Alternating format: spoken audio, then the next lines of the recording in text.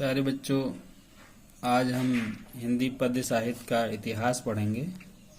हिंदी पद्य साहित्य का इतिहास को प्रमुख 4 कालों में विभाजित किया गया है, जो निम्न हैं।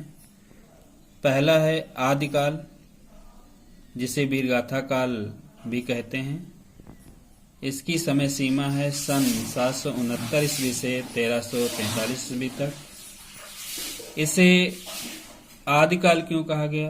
क्योंकि सर्वप्रथम प्रारंभिक काल था, इसलिए इसे आदिकाल कहा गया। और इसी काल की प्रमुख प्रवृत्ति है आश्रयदाता राजाओं की प्रशंसा करना, जिसमें आश्रयदाता कवि लोग अपने राजाओं की प्रशंसा करते थे, इसलिए इसे वीरगाथा काल भी कहा गया। दूसरा है पूर्व मध्यकाल, जिसे भक्ति काल कहते हैं।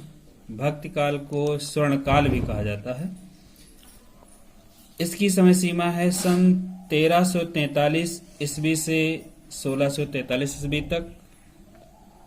इसे पूर्व मध्यकाल क्यों कहा गया? क्योंकि मध्यकाल के पहले का समय था थोड़ा सा, इसलिए पूर्व मध्यकाल। दूसरे को उत्तर मध्यकाल कहा गया, क्योंकि बाद का मध्यकाल था, इसको रीत काल कहा गया।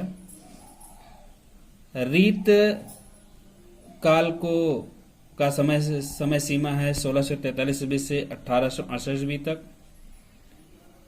चौथे को आधुनिक काल। आधुनिक काल को गद्य काल कहा जाता है, जिसकी समय सीमा है सन 1868 ईस्वी से अब तक। और ये आधुनिक काल हिंदी साहित्य में आज तक चल रहा है। इसे आगे प्रमुख कवियों ने आदिकाल का नामकरण किया है, जो मुख्य हैं। आदिकाल